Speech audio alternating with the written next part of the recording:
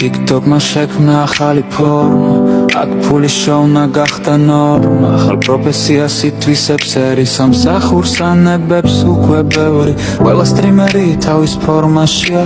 ვერავინ იგებს ვისი ვისაშია,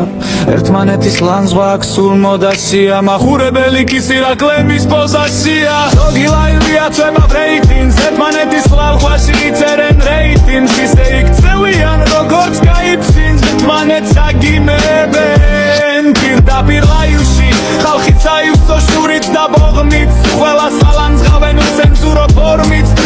სტრიმერებს აღარ ინდობენ,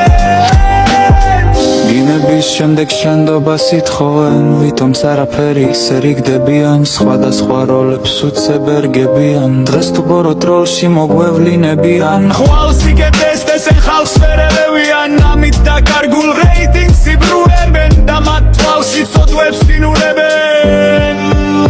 სავსე